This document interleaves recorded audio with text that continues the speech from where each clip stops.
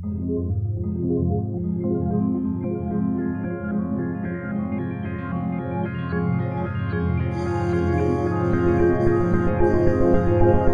is Red Ice Radio, a beacon of sanity from Northern Europe. RedIceCreations.com. Welcome everyone, glad to have you with us. My name is Henrik and this is Red Ice Radio, the program where we cover a lot of different topics and subjects. I hope you take the opportunity to also tune into some of the other programs that we have available for you on the website RedIceCreations.com. Our archives go back to 2006. Clif, along with his associate George developed the Webbot, or the Webbot project in the late 1990s. This is an internet bot software program, or a web spider, that originally was designed to predict stock market trends. However, it was eventually developed into something different, and now it's claimed to be able to predict future events by tracking keywords on the web. In 2009, when Clif last was with us, we covered how the Webbot worked in great detail, how the technology works, a few small details about the algorithms, what sources they use, etc. A very interesting program, I think, and this is still in our archives if you want to go back and listen. Today, however, in the first hour, we are going to get Clif's take on something completely different. We are going to discuss the story of mass arrests. If you have been following this, you'll know that author and speaker David Wilcock have been talking with a whistleblower, an alleged insider by the name of Drake, about the US military and the top military brass in the Pentagon and their secret plans to arrest people in high places, corrupt politicians, bankers, etc. Basically, all those who have been subjecting people to financial tyranny.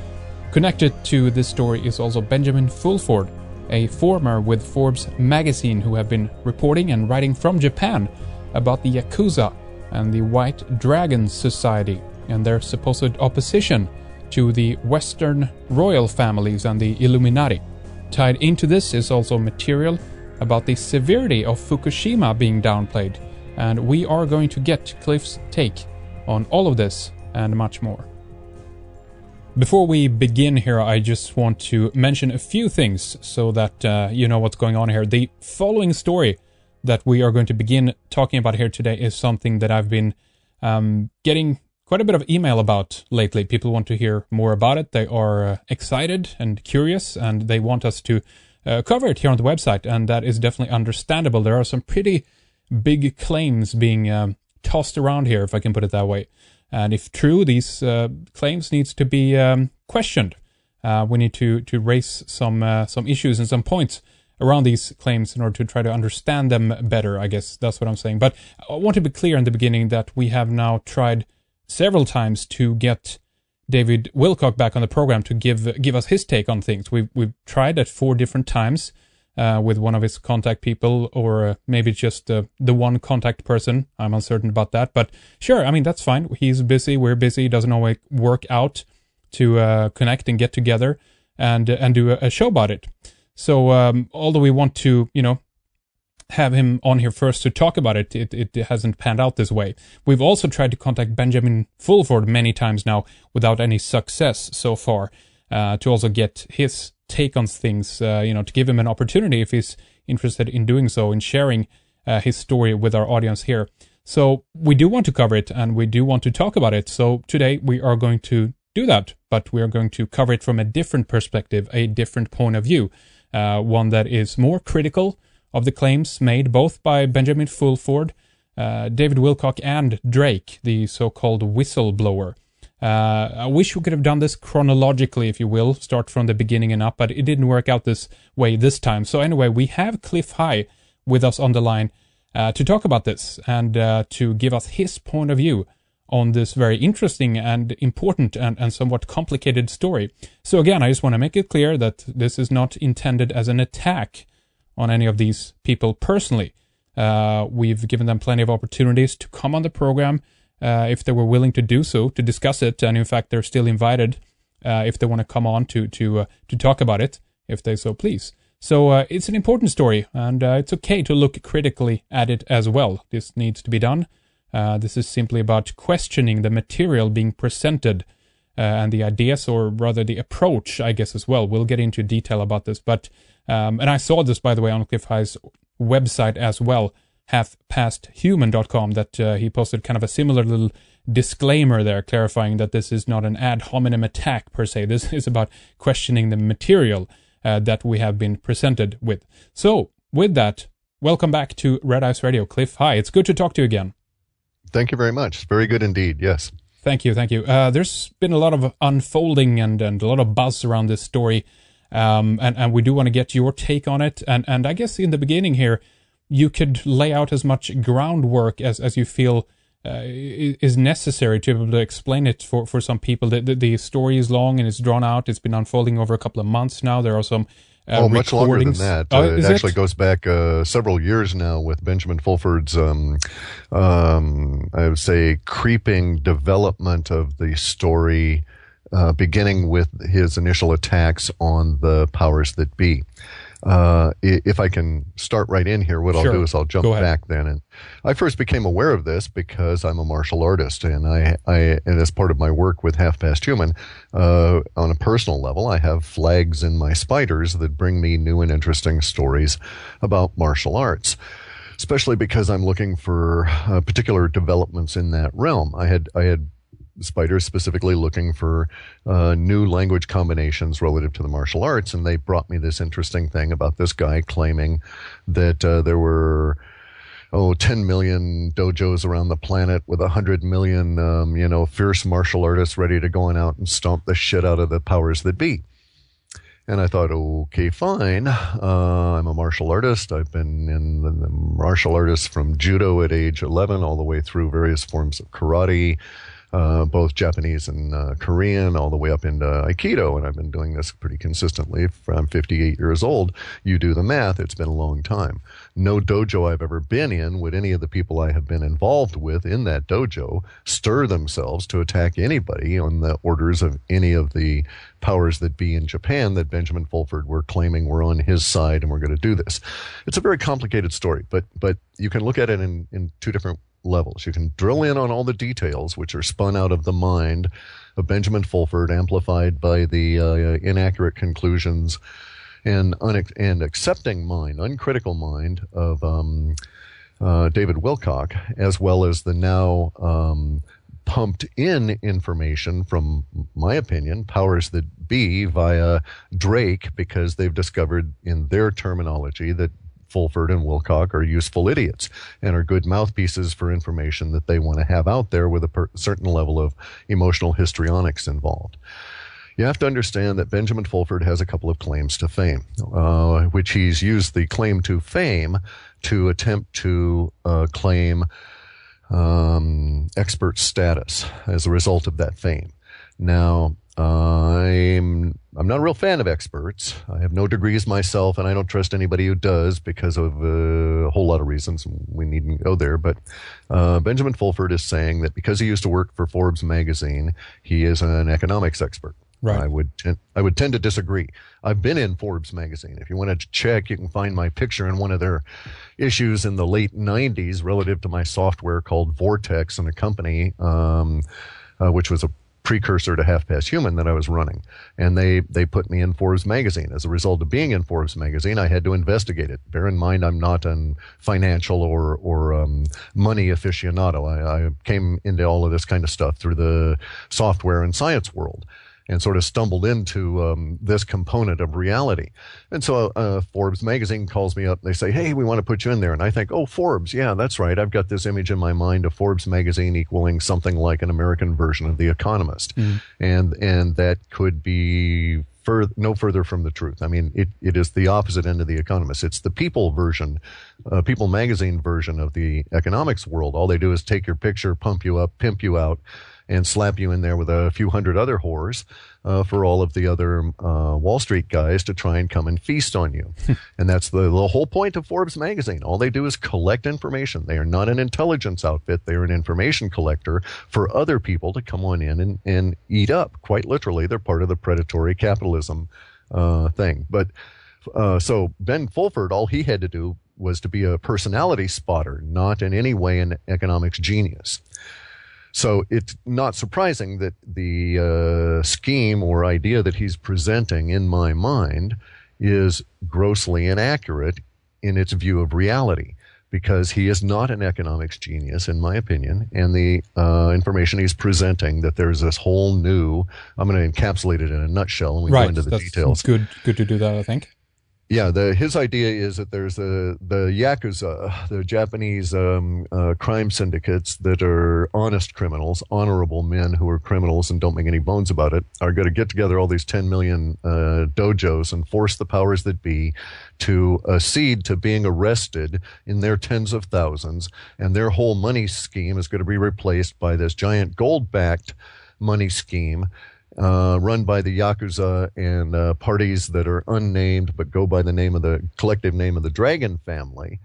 And is this the White Dragon Society, basically? Correct, exactly.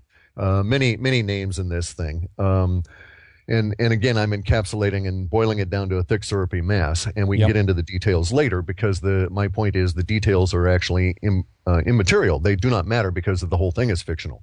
But my point on this is that his idea is that one money scheme, the current global petrodollar, euro, transnational forex managed scheme, will be replaced by another one in which money will rain down upon the masses of the people, and the powers that be will disappear overnight. That kind of a deal. So it's in my mind, it is yet again another external savior myth. Which is what they always hook us humans with. Doesn't matter if it's religion, science, philosophy. If you look deep enough, you'll find someone in there promulgating the idea that something outside of us is going to save us.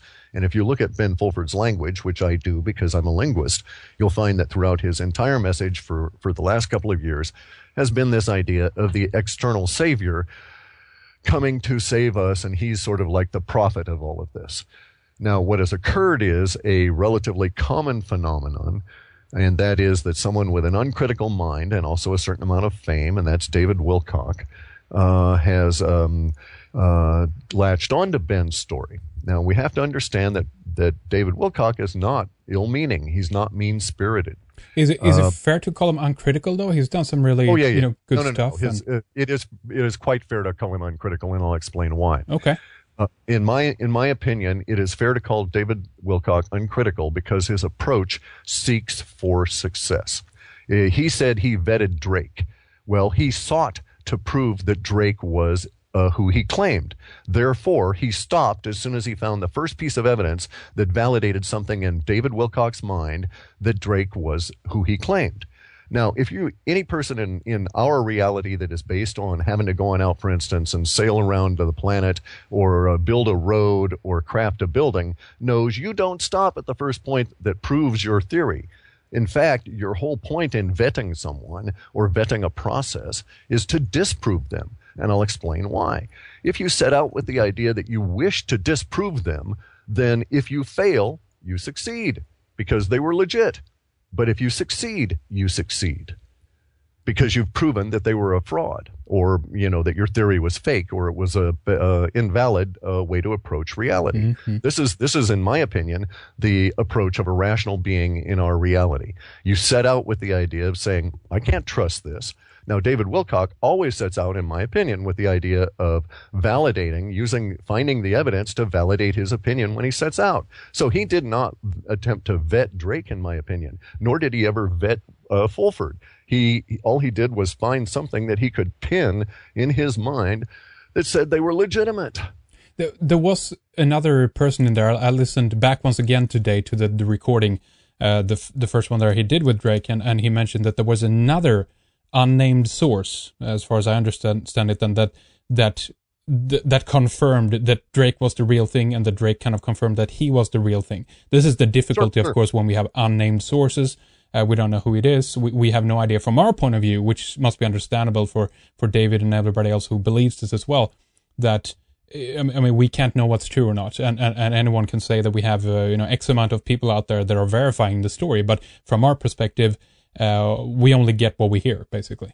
There you go. Now, let's stop with that perspective right there. As rational beings, just the two of us, how shall we proceed?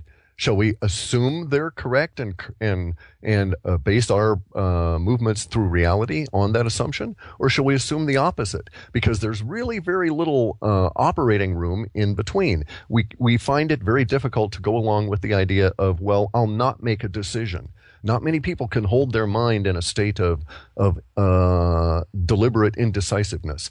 So I find it is easier to say, well, if I can't prove it, like I say, my pappy was from Missouri, which is the show me state. And around here, it's like, well, you show me and I'll start to think about that maybe I might someday in the future grant that it's real. I mean, I'm a skeptic, I'll grant you that. But it makes going through life a lot easier because I'm rarely going to run up against that real huge wall of disappointment that you get into with these cults of personality, which is basically what's developing here at the moment. We've got Fulford claiming that the Yakuza and the 10 million strong dojos are going to force a particular kind of an outcome. That's absolutely bullshit and bogus to begin with. There is not such a thing as a coordinated global dojo society that in any way is central authority. So there you go. There's Fulford citing that one central authority, this Yakuza-controlled central authority, is going to take on another central authority to save us. He doesn't get into how the Yakuza are going to benefit. And in the end, you know what they're offering? This is the funny part of it. Fulford and Wilcock, and we'll leave Drake out of it, but Fulford and Wilcock are offering, saying that we're going to be saved by what? Yet another central authority imposing a money system on the rest of us. Right.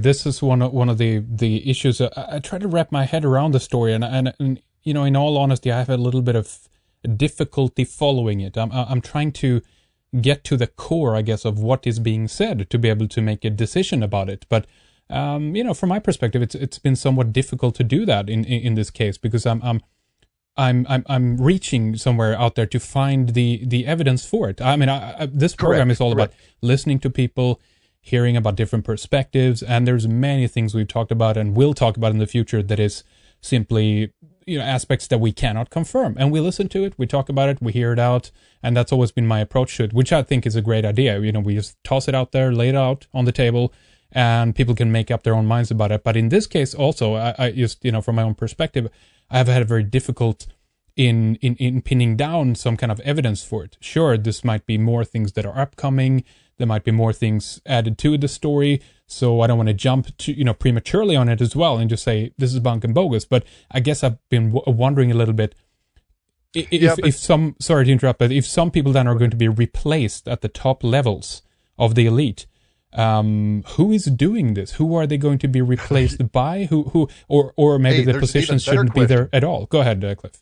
The even better question: who are they going to report to when they replace the ones there now? Exactly. Yes. Okay, so because nothing would have changed, see, meet the old boss, meet the new boss, same as the old boss. Yeah, there you go.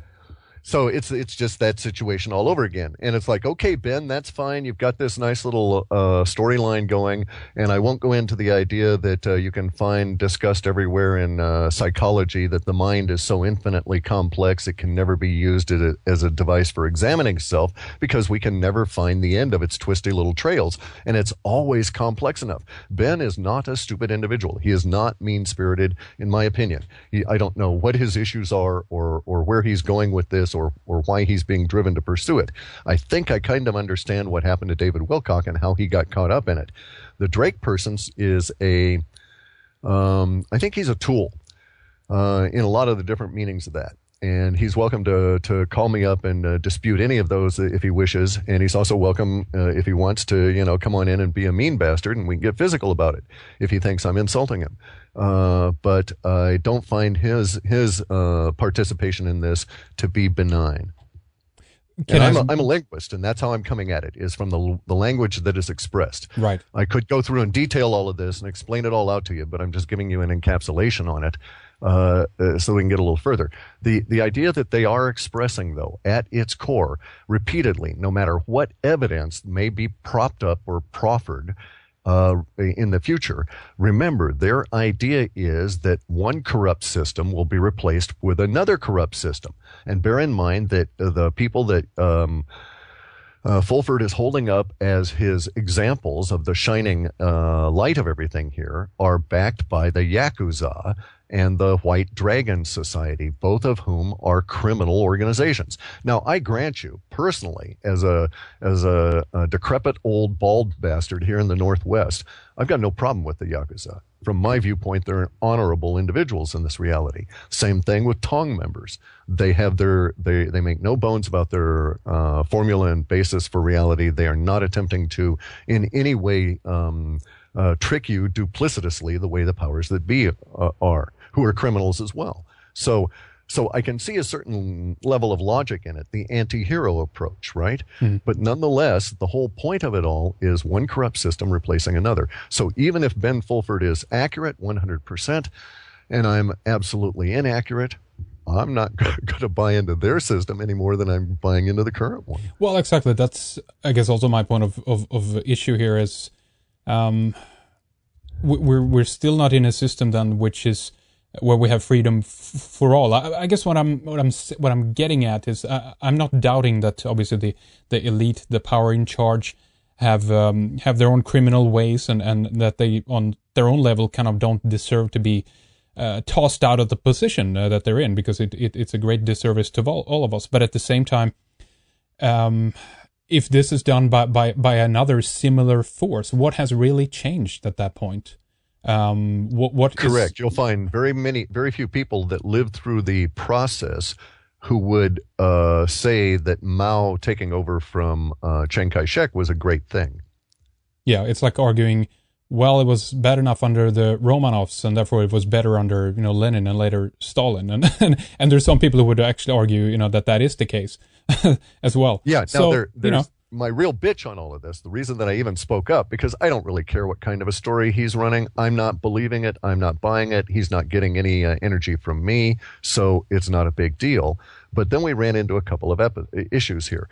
Enough people that seem to give a damn about what I say were also listening to him, that they asked me, well, what's your opinion? And I had kept having to repeat it often enough that eventually I just wrote it up and put it on my site. And then there's the other issue is that Ben started straying over to an area that is much more pertinent. Now, bear in mind that Ben's savior myth, the external savior from the Yakuza and the White Dragon Tong, is someday in the future, okay?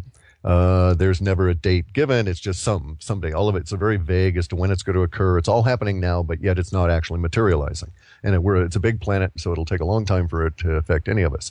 But at the same time, now he started to say things that like, oh, hey, the whole radiation thing from Fukushima is bogus, and that it's all because the people at TEPCO and the Japanese ministers and everybody are all in the pay of the cabal that we want to replace, that they're out there spewing their even the minuscule amount of information that they're actually putting out. Mm.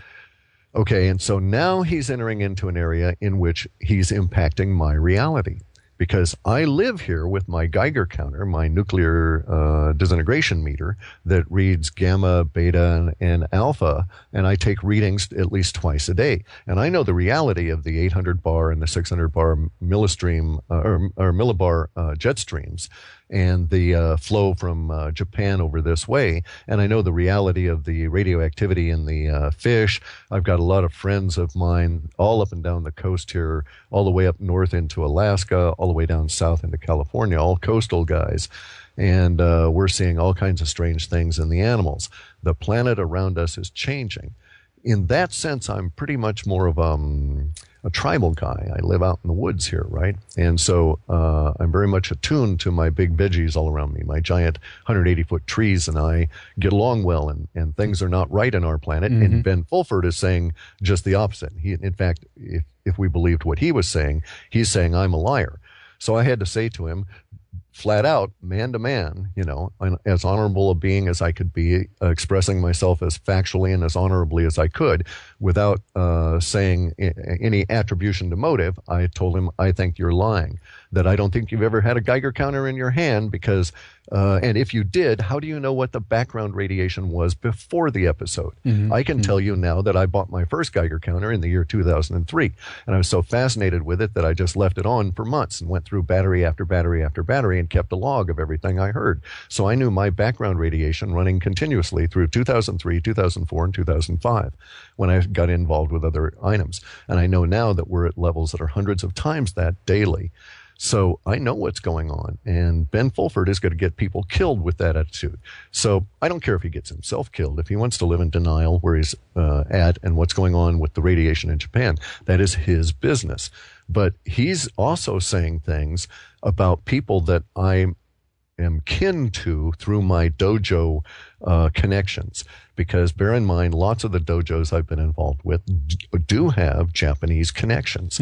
And the center of many of the martial arts world was actually slightly to the southwest of the Fukushima prefecture. And so there's a lot of people there that are in a world of hurt that have no money to get out. And we're dealing with that at a dojo level, actually trying to raise money for people to relocate to us, what amounts to honorable relics and that kind of things, right, you know? Right. And so I'm living in that world, and it's not what Ben Fulford is saying about Japan. So he's giving a false impression or an ignorant one. And either way, he's got to be called on it. Right. We're definitely going to talk more about Fukushima, your ideas about this and the severity of the situation, what really is happening and so forth. You have some interesting information about that. Before we leave the subject, though, there's some more things we want to discuss here, obviously. Now, I don't read or speak Japanese, and so I have no way of knowing if any of the information that Fulford is talking about is confirmed in any way from other sources in Japan, in Japanese. Have you come across any of such confirmation, correlating details, information, such? Sure. Yeah. Oh, yeah. Actually, he's a reasonably good Japanese linguist, and his grasp of the underlying Japanese, as opposed to the various forms of kanji, is in my mind really good. He does have factual supporting evidence, as does Wilcock. They can point to things like, I think it's up to like 800 plus now insiders have resigned their positions and are taking retirement at the ripe old age of, 39, that kind of thing, right? All these suspicious retirements, sudden vacation of very plush positions and everything. Yeah. As though, now this is where we start getting into the details of their whole story, and this is where it starts getting really murky. And the issue is that they point to something and they say, aha, I see a stone in the road. I know that stone moved there of its own volition, and that it did so because it was afraid of what was going to occur over here on the side of the road. And, the mail cart's going to come and flick it out into the middle of the road. Okay, but basically they're saying the same thing about these 800 people. They're saying these 800 people all resigned because they're afraid of our ninja hordes and what's going down and the mass arrests coming. I would proffer that these 800 people are part of the elite. The elite are deliberately crashing the system, which we could go into the cycle of that. Every 20 years, you poor fellows in Europe should have wised up and seen our experience. 20 years after we let in the Federal Reserve, they crashed it and they raped the country. So it was a Bohica, bend over, here it comes again time for y'all. And so, if we let the central bankers get into the Middle East, 20 years from now, they'll rape the Middle East and own all of their land. And as soon as the central bankers get into China in a big way, 20 years later, there won't be a Chinese thing left there. It'll all be owned by somebody in Israel. So, it's just one of those situations. The economic structure that is being proffered to us, especially by on either side, by Ben or by the powers that be, are all basically unsustainable. Now, what I find interesting about the whole problem with Ben Fulford and the other part of that stew is the offers of money for everybody, free. He's actually used terms like, money would rain down on Europe. Yes, and it would solve the Greek problem. And what they fail to understand is the basic underlying principle that we all operate on. And by the way, they have factual information. There are trillions of dollars of bonds, U.S. Federal Reserve bonds, supposedly secured by gold that were indeed legitimate. This is the same scam that hit Germany in the 20s, though. Okay, when their central bank crashed them, there were all these bonds that were suddenly appearing that were people were trying to crash or cash. Basically, the scam is this. The Federal Reserve Bank goes over to China at the time of a war that they engineered going on, World War II, and they say to all these rich Chinese, you're going to be overrun by the Japanese here. We know for a fact you're going to lose all your property, and you're going to lose everything you've got. But we will loan you all of this money based against these the gold, and we will secure your freedom in a Western area where you won't have to worry about being shot as a warlord or, a local domineering bastard, and have all your goods taken away from you. And so they get all the gold from the locals. They take it back over to the Federal Reserve, just as Ben Fulford and David Wilcock are suggesting, and they give them these bonds to be redeemed at a later date when the whole world has settled down. And, oh, by the way, when you give us your gold, we'll promise to give you back more gold because we're going to make a lot of money with this. And that itself is a scam. What everybody fails to recognize is, okay, let's stop and state that Ben Fulford at one point is actually saying that the Federal Reserve is an honorable institution, which is bullshit, because Ben Fulford and David Wilcock are saying that the Federal Reserve stashed this gold.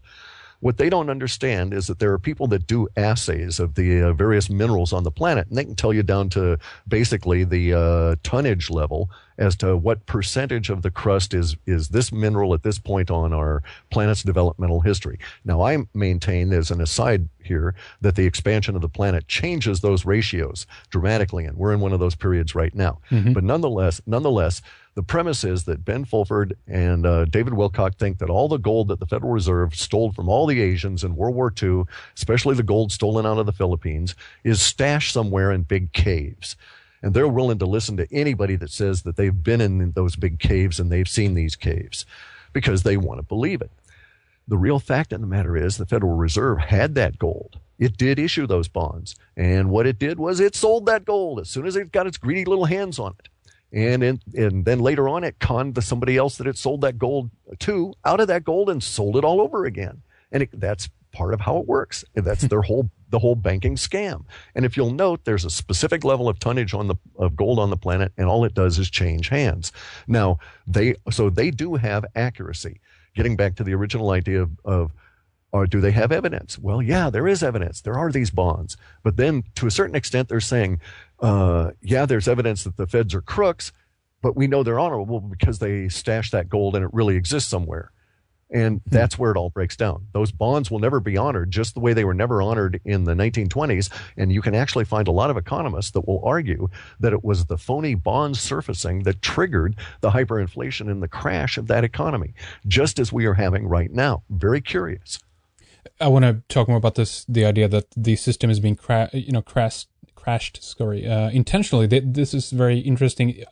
There is a lot of talk about the Pentagon, personnel, I guess, then within the military and potentially within other places in other institutions in positions of power that in some level seem to organize according to the some of the argumentation points raised by the people we're talking about here, which also is very difficult to verify, of course. It's some. Okay, let me stop you right there. Yeah. There is a component to this, all right? And I'll be a stand-up guy, and I'll reveal a lot of stuff about myself that I would really rather not. But to be fair, Fulford puts his face on YouTube, and I'm not willing to do that. So I'll put a bit of my history out there. Okay, Fulford and Wilcock are claiming that there's a lot of guys in the military that are going to run out and arrest banksters and politicians and throw them all into basically what amounts to some kind of a trial. And we'll have show trials just like we did with Stalin and this kind of thing. And it's going to all happen without a revolution. And it's going to all happen, and these individuals are going to tell Ben Fulford and David Wilcock specifically ahead of time so that they can inform the rest of us. Warn and say, stay calm, it's all right, it's okay. Exactly. Right. Okay, well, that's all bullshit too. My dad was a lifer in the military, okay? My dad was inducted into the U.S. military prior to the Korean War through the draft process as a result of being displaced from Missouri, where his father killed himself when my dad was age 6. My father blew his head off with a shotgun in front of the family because of what the banksters did to him. So there's a bit of personal history to tell you why I have this anger. Okay, now my dad, later on in life, was displaced yet again because of banksterism, and goes into the Korean War. Okay, from that point on, he's a lifer in the military because he's found his niche. He's a warrior. I'm a warrior. I mean, it's in our birth patterns. He chose one route. I chose another. I wouldn't go into the military because I realized what the racket is. But let me take up to sort of a modern day kind of a thing. My father was good at his job. He got to the point where he was taking over regiments. He was like a regimental commander, brigade commander. I mean, he was a lieutenant colonel. He got promoted, field promotion from enlisted in Korea, and then took over and saved all these people. They wrote him up, this kind of shit, right? So he gets promoted all through the ranks. We get as a result of this, I got my ass dragged all over the planet and saw weird shit as a kid, and I grew up as a military brat. And so, you kind of talk about disengaging yourself from the matrix around you. How can I say that, I've ever disengaged myself when my entire life, until I was about 16, I lived off of that, right? Through my dad's effort there. Nonetheless, so he gets up to the point where in 1968, he got a big promotion, 67 actually, and he was promoted to Lyndon Johnson's staff as a lieutenant colonel on his way to full bird and heading out to general, right? And they put him in charge of something, and we can go into it if you want. We need not bother. But he was the military liaison between the White House and the operation that we came to call the Chicago Democratic Convention. And all those riots and all of that business, right? Okay, within days of the completion of that and debriefing, he left, he quit. He volunteered to go back to Vietnam for the third time to get the hell away from there. And life was never the same for any of us in our family. And so so I know the military. I lived through the Cuban Missile Crisis in a bunker because of what my dad did and who he was. I'm the son of a lifer. A guy who chose that from the ranks, not one of the guys who came out of West Point, not any of that level of the officer corps, right? So I saw it from the rough side. And Ben Fulford's lying. Those guys in the military are in a bind. They may indeed want to do this. There may be individuals that would want to do this. But bear in mind, their minds are controlled to the level that you cannot understand unless you live in it. And so every action they would want to take, there's 20 or 30 reasons already prepared in their mind for them not to take it. And these people are schooled in hierarchy in the reptilian mind to the point where they live in it constantly. Right. You're talking about the breaking down of an individual as they go into the military, and then the rebuilding up of them again according to the standards that is set according to military protocol, meaning that it's very difficult for military personnel to break outside of the perimeter set for them. Is that a good way of explaining it? Correct. Yeah. Their minds are so heavily controlled that the parameters that exist within their minds bind them to a reality. They cannot see a reality beyond that. My father existed in a level because he was spanning two worlds, because he was promoted into high-level officer corps. He saw it, but he saw it from a guy who was so traumatized by what he went through as a kid and the depression and stuff that it made an imprint on him that he never saw everything the way that they really wanted him to. And so I got an impression and was told a lot of things and lived with a lot of things that other people, especially as kids, wouldn't have been privy to. And I know it even in the movie 7 Days in May. Mm-hmm. Okay, that was based on real action. That was there was a time there in the early 60s when there was that potential that there was going to be that breakout in the military, and they weren't going to buy into the racket that was Vietnam. And a lot of military people died as a result of their thinking. They were the first victims of, or persecuted for thought crimes. And they made a movie basically warning everybody else about it. Interesting. If I, for a moment, can go back to some of the points you raised earlier, you asked, Sure. you mentioned that Drake is a tool, but basically, and of who? Do you have any idea about this? I don't want to speculate. You can say Montauk, you can say MK Ultra. They're just labels. It's like I go out with my night vision goggles and I see these things flying around. Some things I think are human-made, but who made them? Couldn't say. I can't see labels on those. I can't see any insignia, but I know they're there, and I know they're out there doing things. So Drake's language betrays the same level of control that you would see in a denser, grosser form in the people that speak for the political parties. He is speaking on an agenda, on talking points that have been delivered to him. I know this from the manner and the words chosen for his delivery of those talking points. Can you give me an example of that? I'd rather not at the moment. I may write it up, but I'd rather not because it might betray something I'd rather not. Okay, let's follow. If you wanted to go and listen to him, though, or read a transcript, that's even better. Read the transcript, and every time you feel an internal discontinuity, and as a native English speaker, I feel it. I don't know if you would, but anytime you feel an internal discontinuity in the way the language is being presented, then you know he's stepping outside of his real personality, and there's many of them within the first 10 minutes. Well, I felt this throughout the whole thing in a way, because again, I just go back to that initial point. I mean, I've been doing this radio show for a while. I listened to quite a bit of information pertaining and surrounding these kinds of topics, and I just, again, had a very difficult time of actually pinning down what is being said here. I mean, can we get to the point kind of thing? And it could be me. I might be impatient.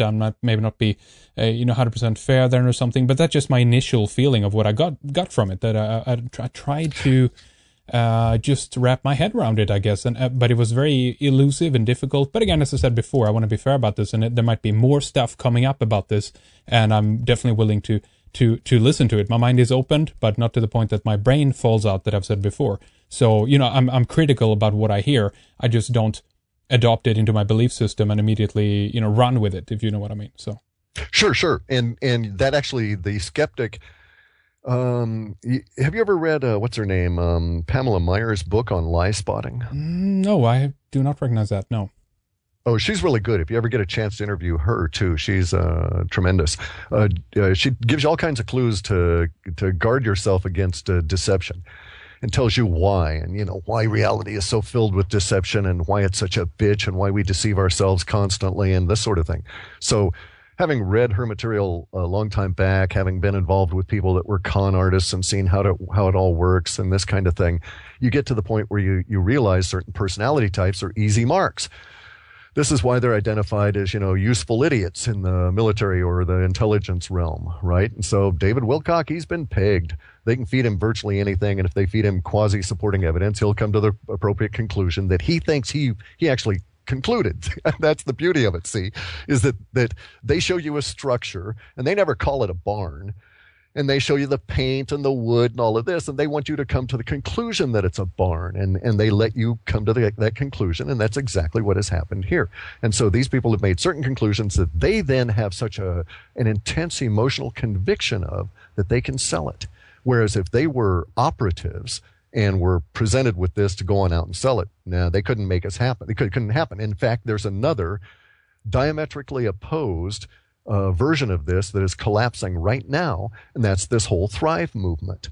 Okay, because the whole Thrive movement is a propelled, say all the right things movement, in my opinion.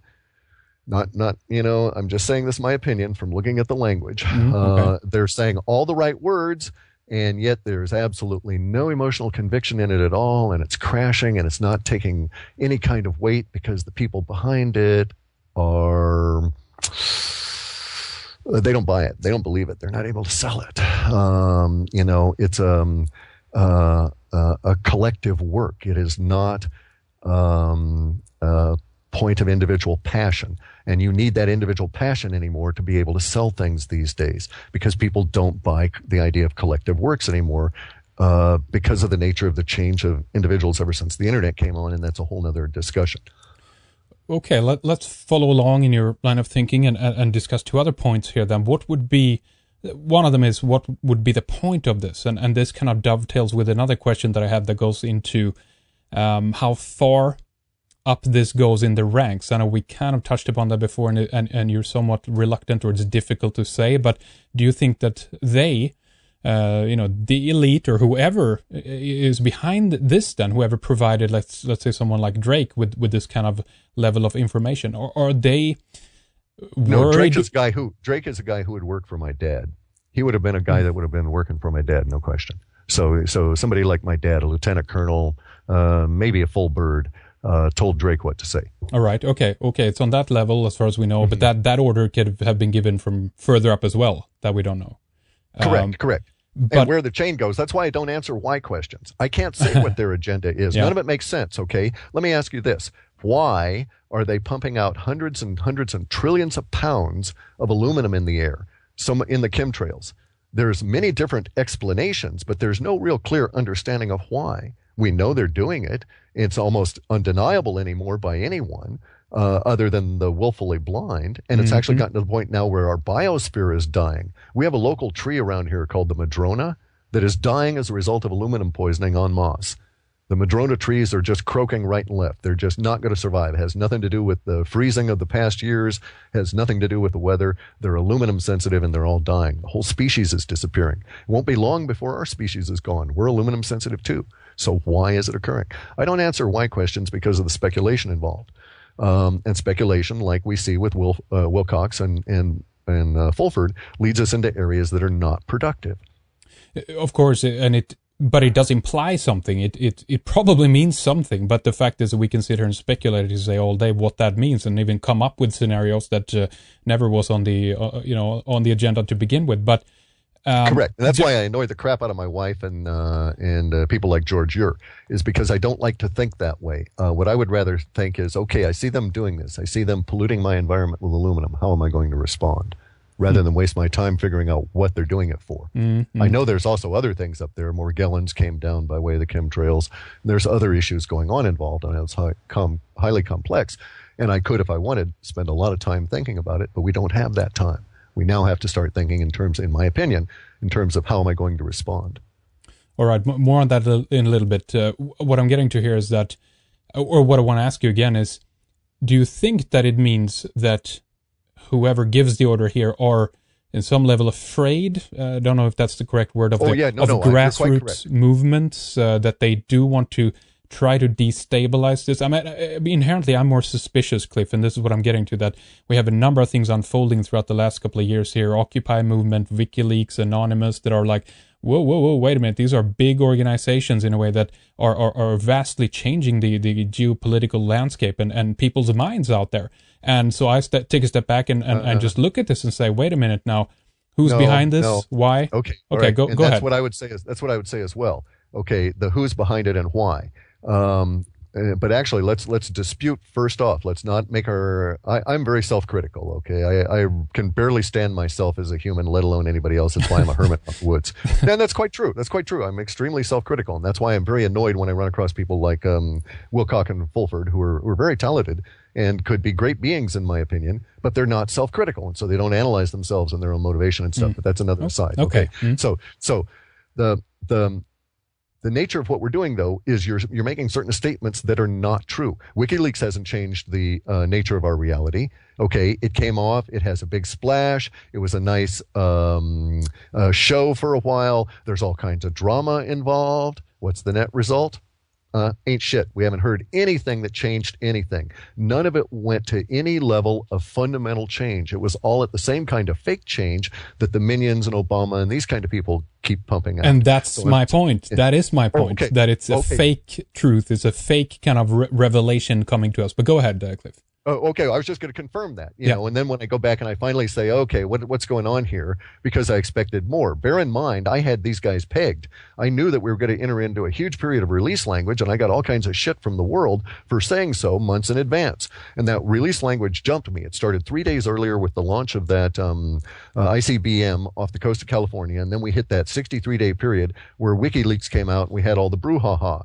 And I expected that it was real. And then I discovered, oh man, I'd been sold a bill of goods in a sense, because as a person, I read the data, saw the forecast, but I actually thought there was something underlying it as opposed to just the big propaganda brouhaha to keep us all distracted.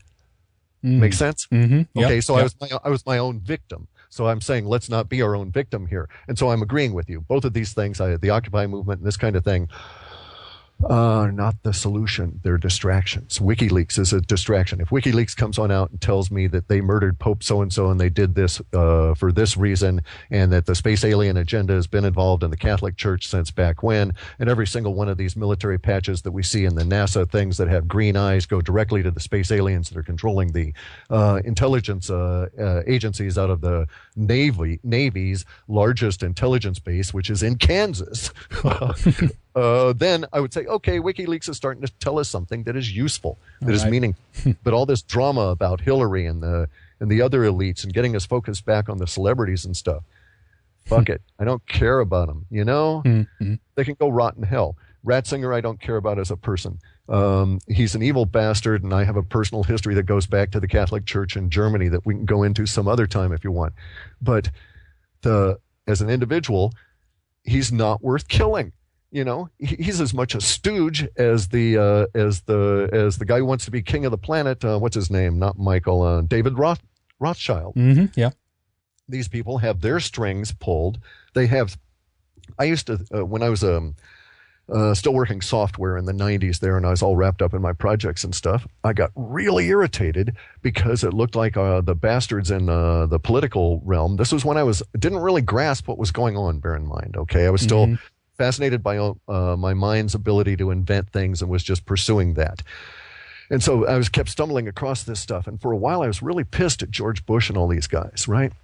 And because they were taken and they were going to kill my people, my friends, the people I grew up with in the military, my cousins. We lost more men in my family in Vietnam than, I'm one of the very few that are left. I'm a survivor in that sense, but I'm the remnant of the DNA line because so many of us got killed off.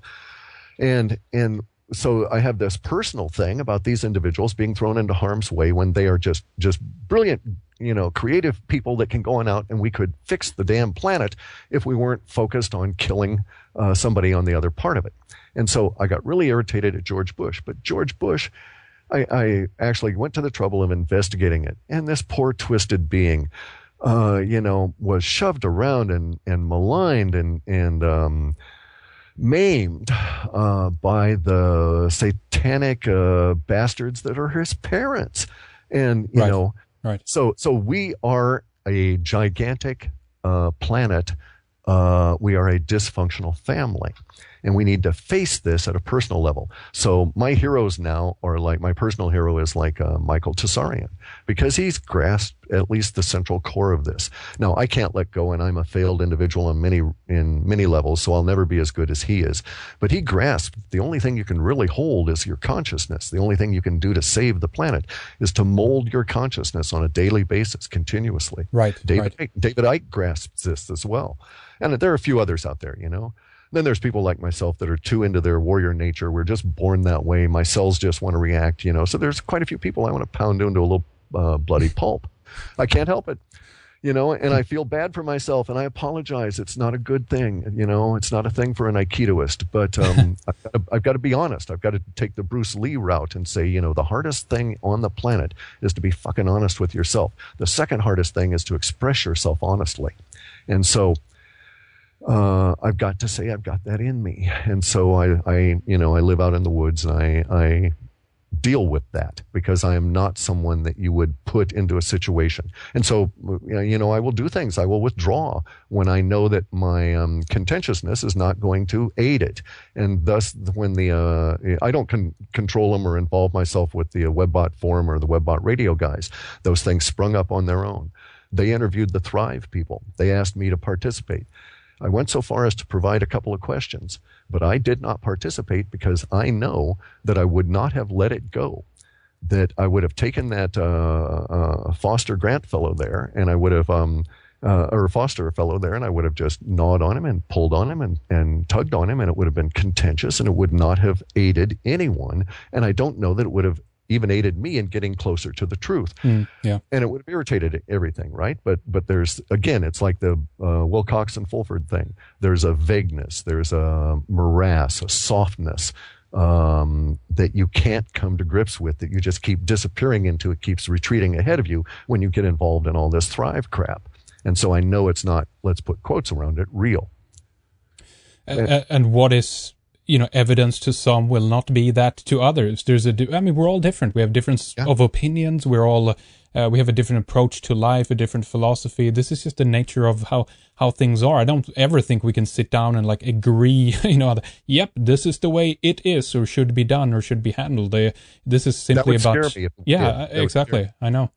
Because then I know we'd be absolute mind control Borg slaves under a central authority. What I really like is contention, aggravation, release language, all kinds of crap happening all the time everywhere, such that nobody really has a handle on it. So I know that the political parties, they're criminal gangs being run by a guy at the top that says you all do this, And the media, let's call them what they are. They're propaganda whores, That's right. And boy, they get rewarded really well. It's like, okay, Wolf, you and the guys over at Fox News and stuff, enjoy yourselves. I don't want to be dark and foreboding and stuff, but you're not real individuals, and you will discover this when you die. And it's just not a good thing. And there's, you have all of these, if you want to get really bizarre about it, you have all these religions out there and spirituality approaches that say, do this, do that, and do this and everything. What's their whole point? Well, they're all talking about this point of transition that we all call death. Well, why do you think the Catholic Church went to such a great trouble over centuries to destroy the indigenous populations? They didn't really care about the indigenous populations. They want them as slaves. They wanted to preserve them. But what they had to destroy was the knowledge and the processes that were involved in the shamanic traditions. Yep. And from my viewpoint, from a personal viewpoint, I'm like an internet shaman, okay? I've gone that route. I've gone the psychedelic route. I've gone the meditation route. I've seen that shit. And you can believe me or not, does not matter. I can say the words and just grin, and you can see my smiling face here as I say them to you, that, I've seen the other side. I've seen the bardo. From this perspective, I have seen the bardo. And you bastards are not going to like what you're going to find there when you suddenly look around and see that huge mass of karma you're dragging, And people have come back. I'll tell you, people have come back from the dead and talked to me in that position when they're in those 49 days of the bardo. And they've told me about it. And there's no words involved, and you can't get into it in a word way. But again, fear goes away if you're an honorable being here. So in many regards, the Yakuza that Ben Fulford holds up, those individuals that are murderers and killers and so forth that are working out their own twisted karma, they will have far less of time in the 49 days in the bardo than Wolf Blitzer and Hannity and George Bush and these other bastards. I feel for them.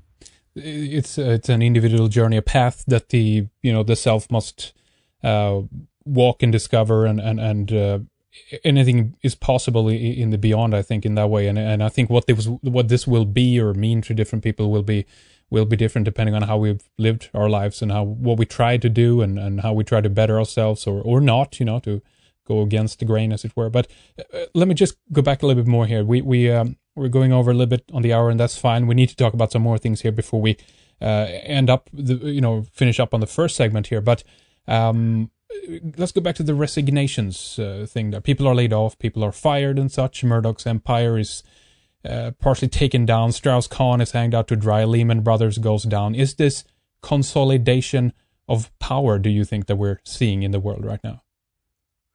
There's certain trends there that you're correct. There's a certain coagulation to a thick syrupy mass as you move into the Depression. That occurred in the 30s and occurred in 1890, occurred in 1861. So yeah, that does happen. However, what we're also seeing here is the Fulford and Wilcock pointing to an aggregation and saying that all of this aggregation occurred for a single point of a view that they have. So, for instance, there were a lot of these resignations, the 800 and something, that occurred last year. Early last year, and some that occurred for personal reasons, some that occurred for reasons people being arrested. So a lot of them are not of a central motivation. However, there are enough central motivation, resignations, and other strange things going on with the elite, some of which have been tagged by Wilcock and Fulford for their evidence, that I grant you there's a wave of change going on out there that they have at least had the perception to see. Makes sense? They're attributing a certain level of action and motivation to it that I would not, but they're seeing it as I do. Right. I think I understand what you're saying. Are we just being...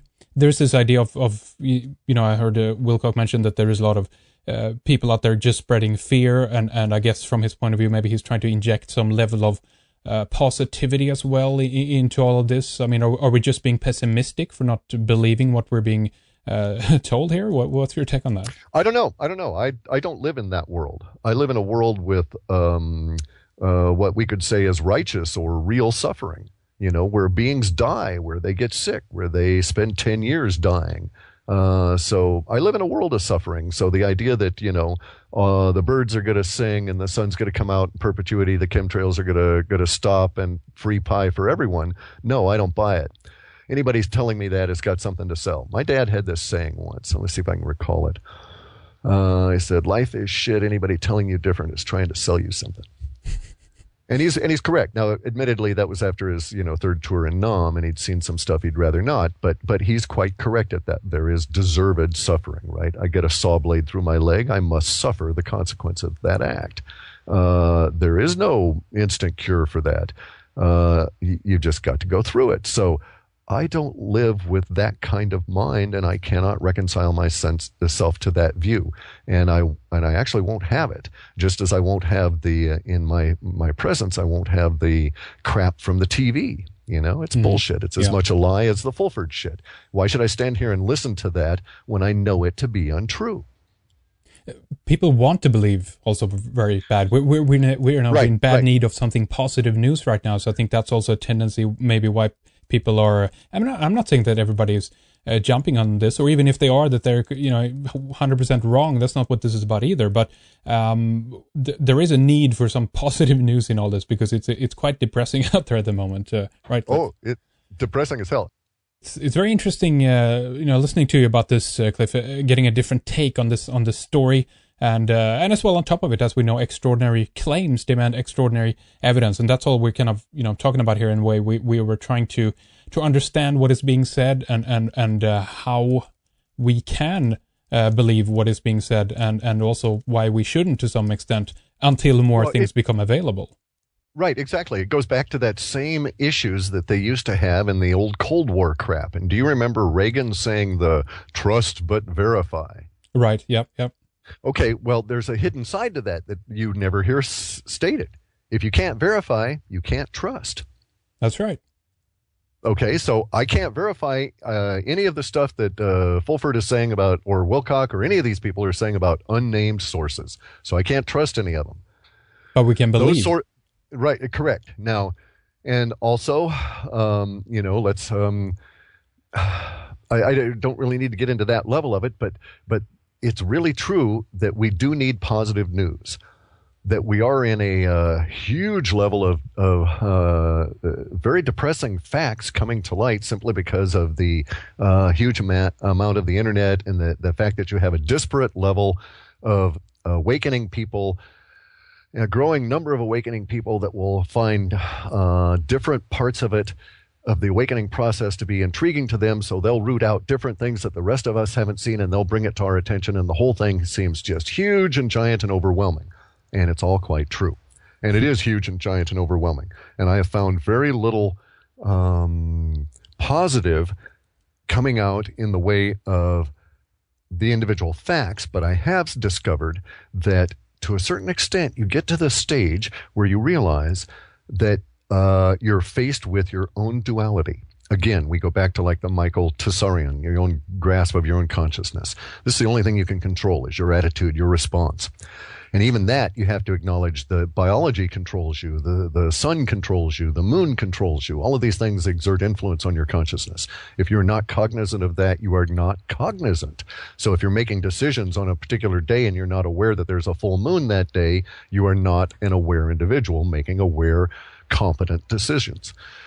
And so if you get to that point, then you realize, maybe, just maybe, there's a possibility that the universe is indeed unfolding as it should. And that my task is to reconcile myself to a level of acceptance as opposed to flogging it to death.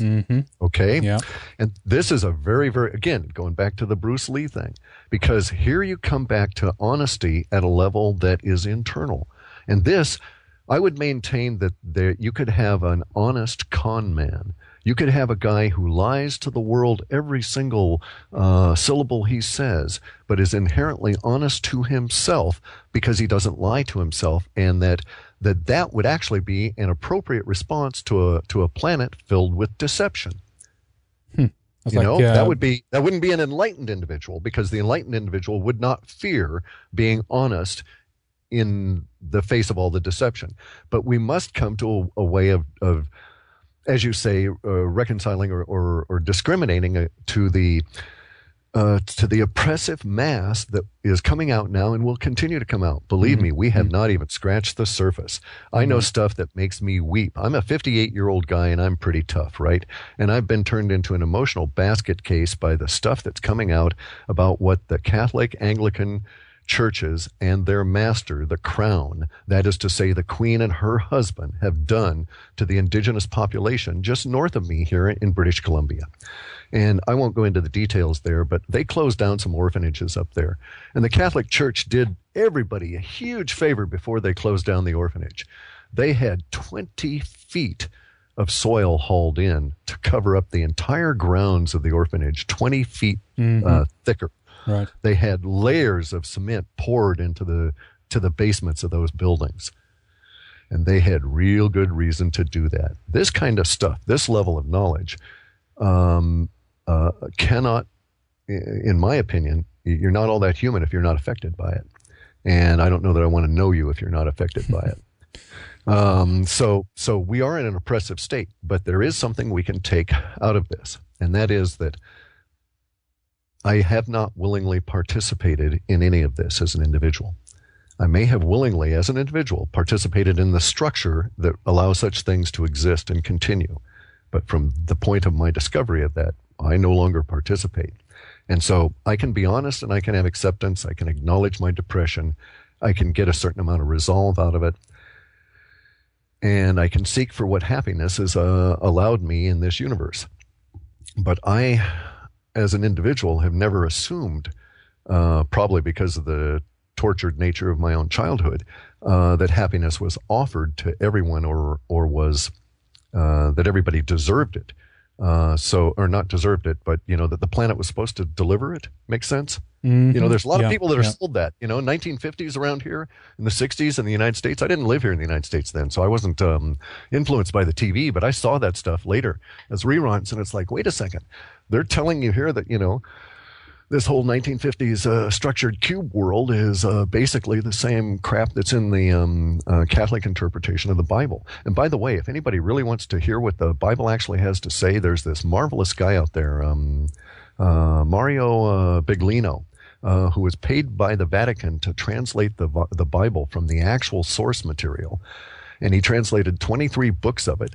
And then one day he found out what they were doing with his translation and said, enough, he's not participating, and they canned him.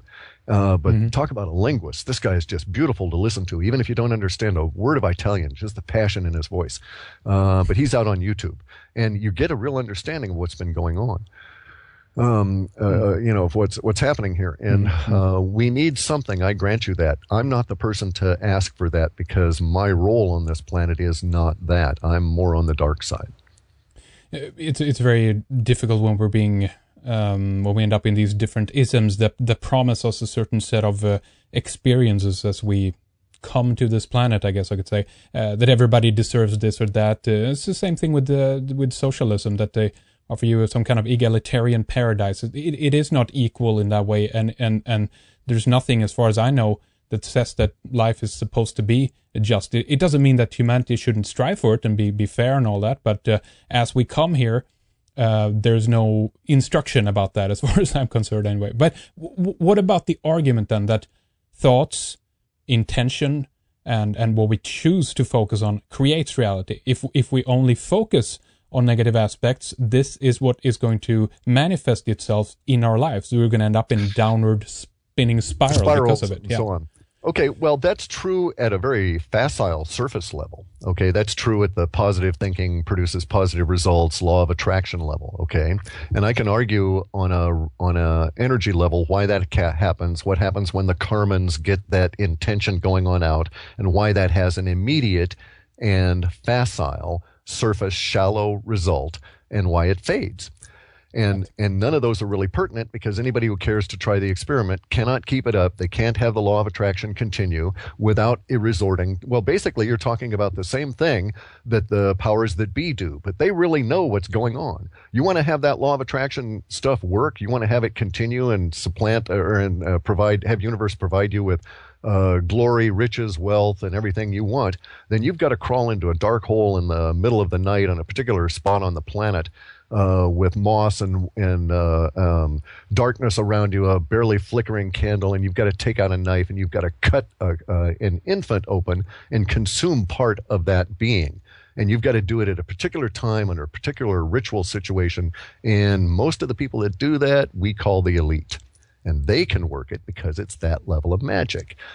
So intent... I could also argue that, okay, that's bullshit on one level because you can't tell me what your next thought is going to be. You can't tell me when you're going to have an aha moment. You're not going to be able to tell me when you're going to be able to have a burst of creativity. Therefore, you're not in control of your own thoughts. And it could be argued that you're merely a standing wave receiver with specific frequencies and tunings so that you will receive specific kinds of thoughts. And so I had the idea to form the series of software programs that led to the creation that George Ure called the Webbots. And you didn't because I'm tuned that way and you're not. You had the idea to be a really cool red ice guy because you got that tuning. And the guy 4 desks over from you who may have had close to it is working for you. So we have that idea that the decision to move your arm comes from somewhere else. We actually don't have any free will. This is just, we're just based on the impulses. Go ahead. It's much more complex than that. Much more complex than that. You have to understand that you don't control where your mind does not, at the level of consciousness, as far as your little c consciousness in your body is concerned, it doesn't control where the skin ends and the atoms of air begin. Okay, so you're not in control of your body. You have no absolute control over that. The most you can do is to these crude levels of control of feeding it or not feeding it, breathing or not breathing. And even then I can argue you can't not breathe. But you could not eat yourself to death, okay? So you'd have that level of control. But you couldn't say, when I get up from this chair, I'm going to take parts of the chair with me. But there is no distinguishable difference between the atoms of your butt and the atoms of your clothing and the atoms of your chair. And so if you really were in control of that, you'd constantly be having to filter out the stuff that would intrude on you. Now, as a shamanic energy being here, I know it's much more complex than that. And I know, for instance, that eczema is a condition of disturbance within the energy body that can be corrected. But arthritis is, in fact, at least the kind that I have, non-rheumatoid, but rather what they call inflammatory arthritis, is an invasion from an energy parasite. And you can control some aspects of that invasion of the energy parasite, but killing it is a bitch to get rid of it 100%. I've actually been able to do things like reduce visible nodules and distortions in my joints caused by this energy parasite and isolate it to a couple of joints, but I've not been able to kill it. But I was able to cure 100% eczema that had existed for 20 years once I caught on to how all this stuff works. Further, I was even able to describe it in such a way that a woman told her 5-year-old daughter, I believe, how to do it, and she was able to cure her own eczema just because she was so innocent. She didn't know better, and so she meditated on it and figured it out and cured it. So the world is not as we are told. The idea that you can decide I'm going to have nothing but positive, harmonious thoughts is bogus. I would defy that. And in fact, such a state of continuous bliss is not life as I would describe it. Life requires necessary suffering, ups and downs, continuous, disharmony, if you will, and struggle. And that's the point of it. Now, you can get into the Buddhist level where they say, well, there's the universal consciousness, the grand universal consciousness, and all the shades of consciousness down to the thick, syrupy mass that is the condensate that is your body. Because your body is also conscious, independent of you. It will keep breathing even if your consciousness is separated from the body. under certain circumstances. So drugs only separate your consciousness so far, but I know people that can meditate so much that they can drift away so far that they won't breathe without a minder.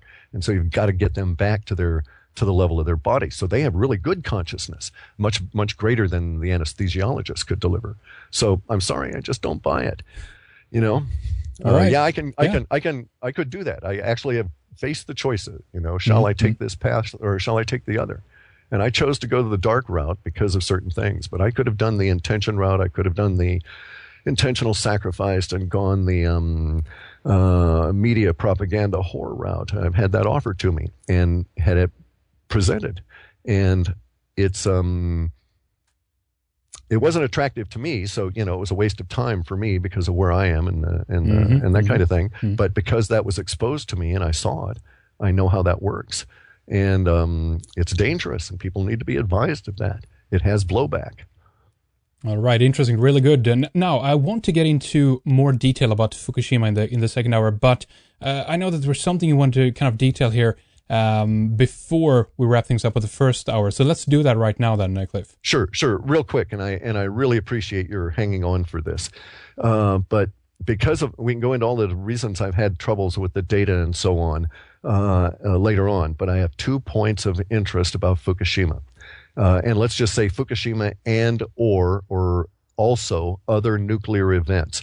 And I have 2 particular dates, and they're July 10th and December 14th. The linguistics that I have for July 10th indicate that they're going to have a big shock, an energetic response, a giant noise on July 10th relative to the nuclear situation. So my mind at this stage is pegging that to Fukushima. There are some indications that Fukushima is involved as well, but I don't have a surety just yet because I'm early in the process. I also, though, do have a temporal echo for whatever occurs on July 10th will either reoccur, be abated, or be controlled on or by very close to December 14th. The word that's associated with the December 14th occurrence is resolution. Not in a good way, though. Mm-hmm.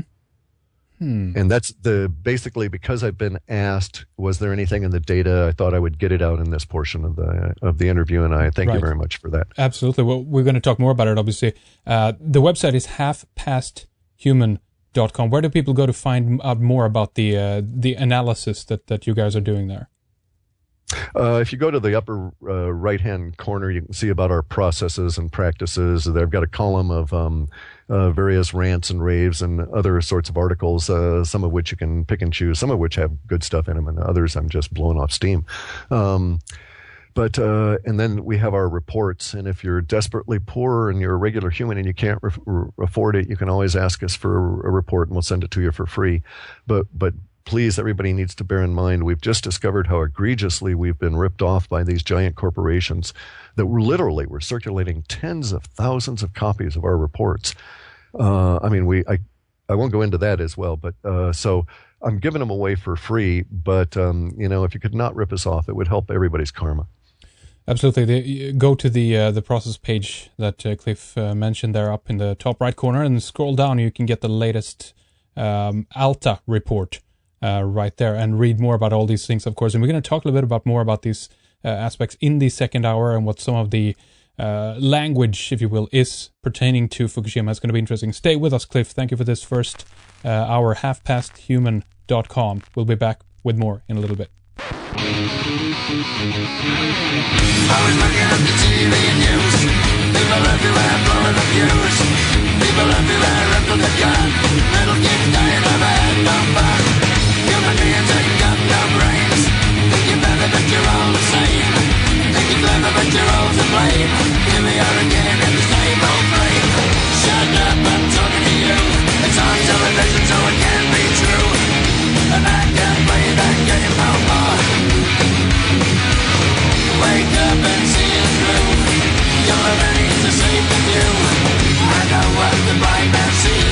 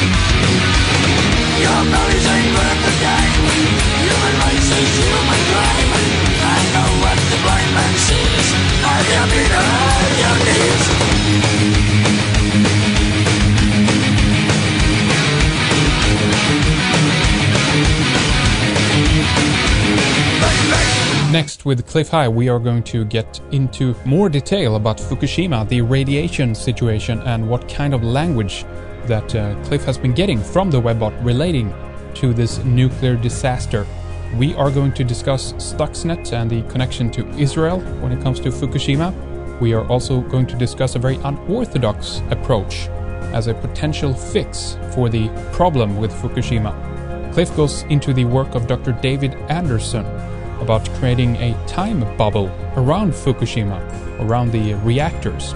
With time-closed loops, we could basically bombard Fukushima with time. We could effectively be speeding up the half-life within the bubble or the closed loop. And by the way, Dr. David Anderson, who claimed to have worked on time travel research and time control, has completely disappeared off the radar, it seems. Later, we discuss artificial intelligence versus an alien artificial intelligence. Our thoughts and reality is being shaped by language to a certain degree. Clif also shares his opinion on the movie Thrive, and much more that we can outline here right now. We are going to proceed for another 2 hours. If you want to listen, you can do so in our members area. All the information on how to obtain a subscription is on the website redicecreations.com. We have well over 500 programs in our archives for you on a vast array of different subjects on many different areas and opinions. This is material and research that hopefully will make you question, learn, and broaden your perspective. That's what it's all about. Next on Red Ice Radio, we have Diana Johnston joining us from France, talking about the Toulouse murders, the French election, and the future of the European Union. After this, we have Holland van den Nieuwenhof and James Lane talking about their film A Noble Lie, about the Oklahoma City bombing back in 1995.